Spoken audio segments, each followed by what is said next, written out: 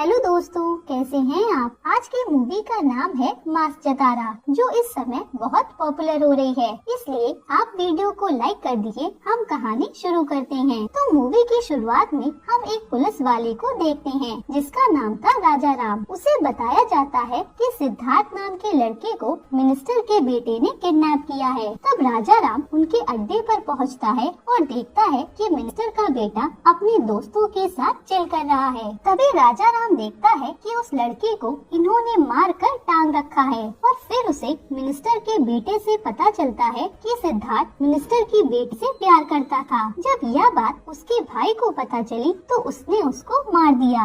ये सब जानकर तो राजा राम के होश उड़ जाते हैं। तभी उसे कमिश्नर भास्कर राव कॉल करके बताता है कि वह मिनिस्टर का बेटा है, उसे कुछ नहीं होना चाहिए, इसलिए तुम उस लाश को ठिकाने लगाकर आत्महत्या करार कर दो। फिर यहाँ पर राजा राम खुद एक सुसाइड नोट लिखकर लाश के साथ रख देता है और फिर लाश को रेलवे ट्रैक पर छोड़ देता है। अब ये बात जब वह कमिश्नर को बताता है कि मैंने लाश रेलवे ट्रैक पर फेंक दी, तो ये सुनकर कमिश्नर के होश उड़ जाते हैं। वह कहता है कि लाश को रेलवे ट्रैक पर रखकर बहुत बड़ी गलती कर दी, क्योंकि जो वहाँ का रेलवे एसआई है वह बहुत ही खतरनाक है। यानी लाश रेलवे ट्रैक पर मिलने से यह मामला उसके अंडर आ जाएगा और वो इस केस की जड़ तक जाने की कोशिश करेगा, जिससे सब फंस सकते हैं। फिर हम देखते हैं कि यह खबर रेलवे एसआई लक्ष्मण को पता चल जाती है। तो जब वह लाश को देखता है तो उसे लगता है कि इसमें कुछ तो गड़बड़ है। तभी वहाँ राजा राम आता है और कहता है कि वह उस लेटर पर साइन कर दे, जिससे ये कंफर्म हो जाए कि ये आत्महत्या का ही केस है। तभी लक्ष्मण जब सुसाइड नोट देखता है तो वह समझ जाता है कि इसे किसी दूसरे ने लिखा है, क्योंकि सिद्धार्थ एमबीए का स्टूडेंट था, जबकि सुसाइड नोट में काफी सारी गलतियां थी। फिर अगले दिन तक लक्ष्मण को पता चल चुका था कि इस लड़के को मिनिस्टर के बेटे ने मारा है। फिर सुबह होते ही वह मिनिस्टर के लड़के के अड्डे पर पहुंच जाता है और यहाँ वो कहता है कि रेलवे की कुछ चीजें चोरी हुई हैं, इसीलिए उसे ढूंढने आए हैं। वही मिनिस्टर का बेटा कहता है कि वे करोड़ों का बिजनेस करते हैं, ये चोरी वगैरह उन्होंने नहीं की है। तब यहाँ लक्ष्मण तो जरा सी बहस पर उन लोगों को खूब मारता है, जिसके कारण मिनिस्टर का बेटा अस्पताल में पहुंच जाता है। फिर जब यह बात मिनिस्टर को पता चलती है तो वह हॉस्पिटल आता है। तभी लक्ष्मण उसे बता देता है कि तेरे बेटे को मैंने मारा है। फिर यहाँ पर लक्ष्मण मिनिस्टर को धमकाकर चला जाता है। उसके बाद हम देखते हैं कि लक्ष्मण अपने दादाजी के साथ लड़की देखने गया है। असल में उसके माँ बाप बहुत पहले भगवान को प्यारे हो गए थे, जिसकी वजह से उसे उसके दादा यानी हनुमान भेड़ी ने ही पाला था। तो यहाँ लक्ष्मण लड़की को देखते ही पसंद कर लेता है, जिसका नाम स्वाति था।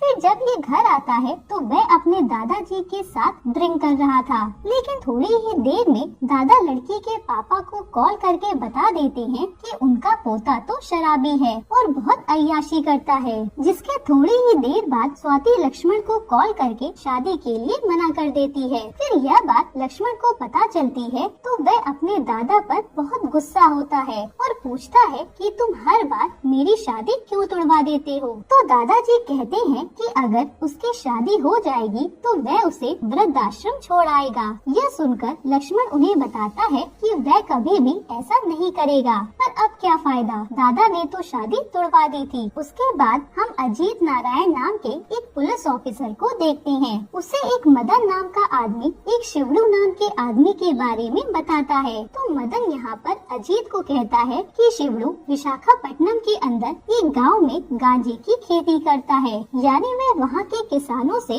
धान के बदले शीलावती गांजा उगाता है, जिसकी कीमत बहुत ज्यादा है। अगर कोई भी इंसान यह करने से मना करता है तो वह उसे मार देता है, यानी उस गांव में उसकी दहशत है। और शिवड़ू अपने गांजे को उड़ीसा के रास्ते कोलकाता भी डील करता था।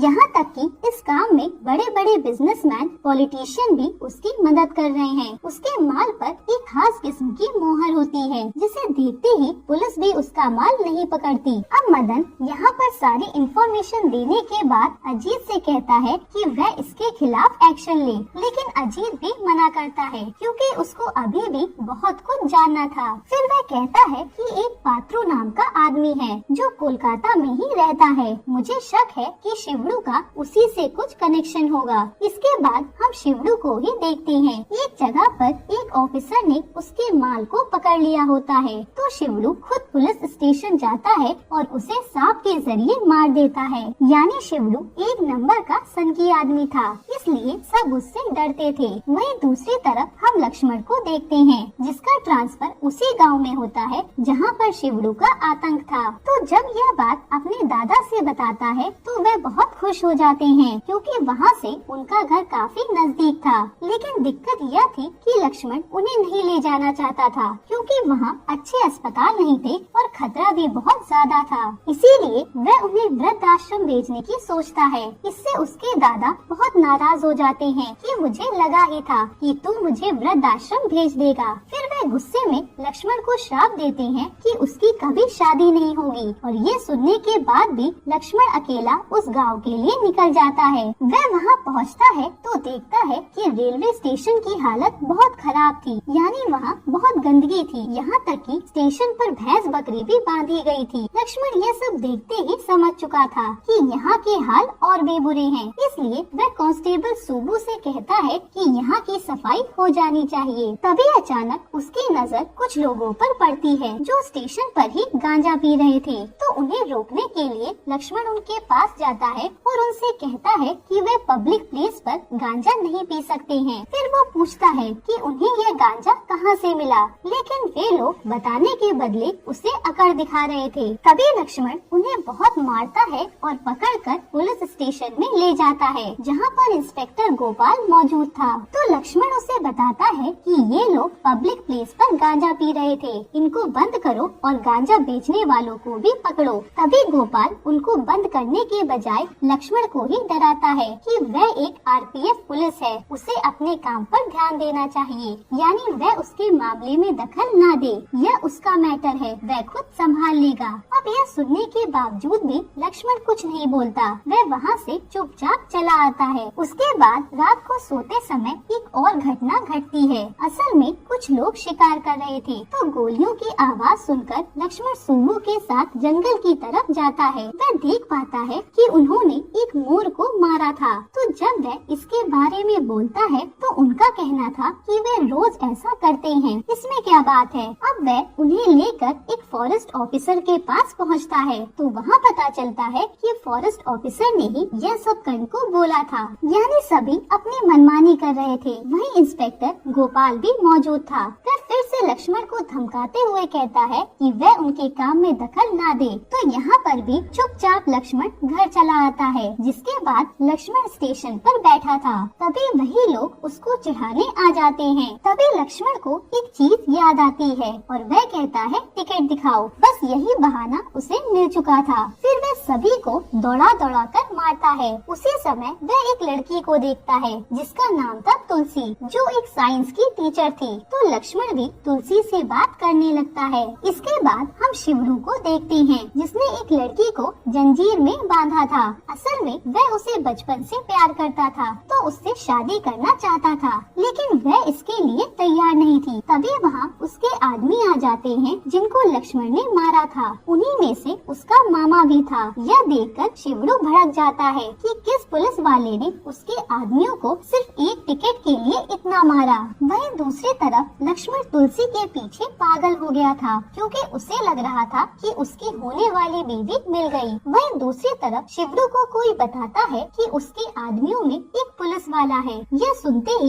वह समझ जाता है कि वह मदन ही है। ये देख मदन वहाँ से भागने लगता है। भागते हुए पुलिस स्टेशन की तरफ बढ़ रहा था, तभी वह कॉल करके अजीत को बताता है। तो अजीत उसे पुलिस स्टेशन की बजाय रेलवे स्टेशन की तरफ जाने को बोलता है, क्योंकि वो जानता था कि अब केवल लक्ष्मण ही उसे बचा सकता है। फिर मदन भागते भागते रेलवे स्टेशन पहुंचता है, जहां पर पहले से ही लक्ष्मण मौजूद था। यहाँ सब मैटर जानने के बाद लक्ष्मण शिवड़ू के गुंडों को बहुत मारता है। इतने में वहाँ पुलिस वाला गोपाल भी आ जाता है, तो लक्ष्मण गोपाल पर ही भड़क जाता है। इसके बाद हम देखते हैं कि लक्ष्मण को यह पता चलता है कि उसके दादा वृद्धाश्रम से भाग चुके हैं। वे ट्रेन पकड़कर यहीं पर आ रहे थे। फिर हम हनुमान को देखते हैं जो ट्रेन में बैठे थे। वह एक लड़के को देखते हैं जो ट्रेन में गांजा बेच रहा था। तो हनुमान इससे उसके बारे में पूछते हैं तो पता चलता है कि ये सब उसकी बहन ने ही उसे बेचने के लिए बोला है। तब यहाँ से वह उसकी बहन के पास जाते हैं। हम देखते हैं कि ये तो तुलसी ही थी,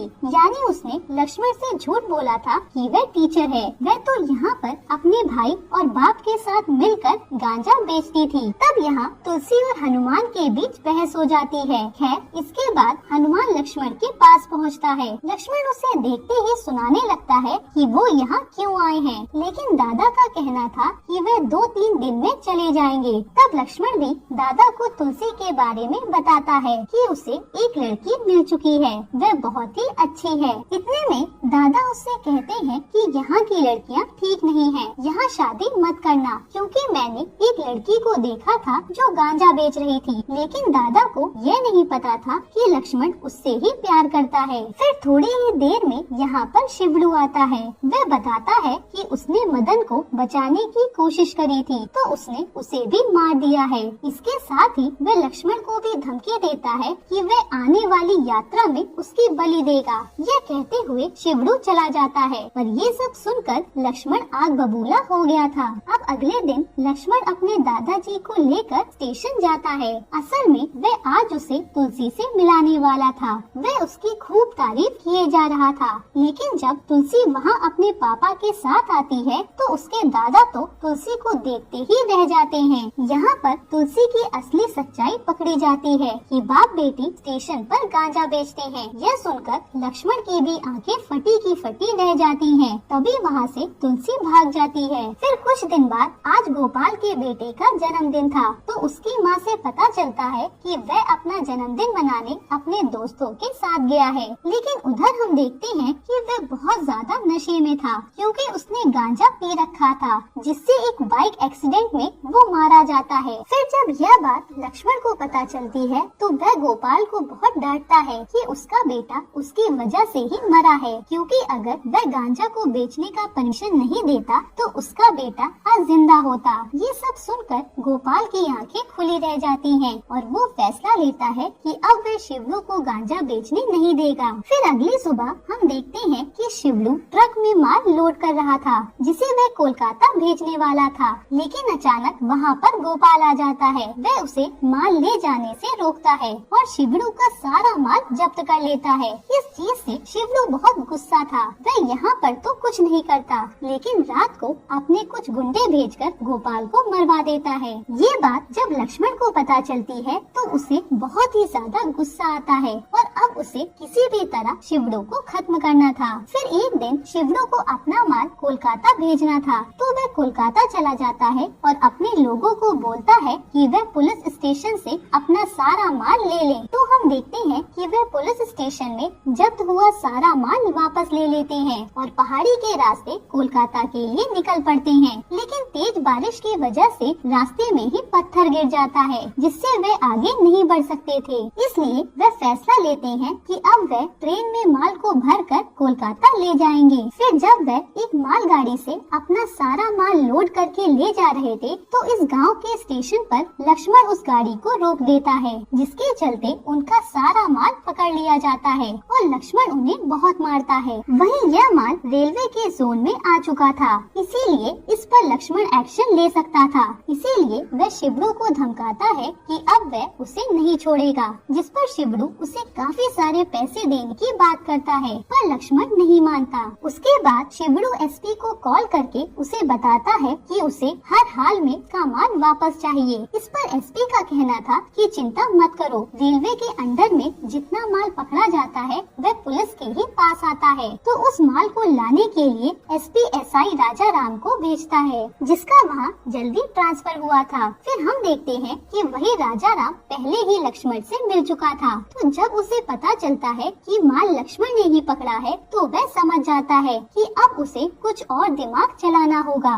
फिर लक्ष्मण के आते ही राजा राम उससे कहता है कि वह इस फाइल पर साइन कर दे और जो माल जब्त किया है वह उसे वापस दे दे। लेकिन यहाँ लक्ष्मण उसे इनकार करता है, यानी उसका कहना था कि उसने कोई माल नहीं पकड़ा है। तो एसआई चेक भी करता है, फिर भी उसे कुछ नहीं मिलता। तो यही लक्ष्मण ने बड़ी ही चालाकी से माल छुपा दिया था। उसके बाद राजा राम शिवड़ू को समझाता है कि वह अपने माल को भूल जाए, वह बहुत खतरनाक आदमी है जो कभी नहीं मानेगा। इधर लक्ष्मण सोचता है कि माल को नहीं जलाएगा, क्योंकि अगर जलाएगा तो वह फिर से उगा लेंगे, इसीलिए वह उन सबको पकड़ेगा जो इस काम में शामिल हैं, जिससे ये धंधा ही खत्म हो जाएगा। तभी उसे पता चलता है कि स्टेशन के बाहर कुछ गांव वाले इकट्ठा हुए थे, जिनमें तुलसी भी थी। तुलसी का कहना था कि माल कहाँ छुपाया है वह उन्हें बता दे, क्योंकि वह उसी को बेचकर अपना घर चलाते हैं। उनके पास इसके अलावा कोई धंधा नहीं है, जिससे उनके पास पैसे भी नहीं आ रहे हैं। अब लक्ष्मण उनकी बात नहीं सुनता, वह वहाँ से चला जाता है। फिर रेलवे स्टेशन पर शिवड़ू आता है। वह लक्ष्मण से उसके माल के बारे में पूछता है, तो इस बार भी वह इनकार करता है कि उसने कोई माल नहीं पकड़ा। इतने में शिवड़ू कबूल करता है कि उसने अपना माल ट्रेन में रखा था।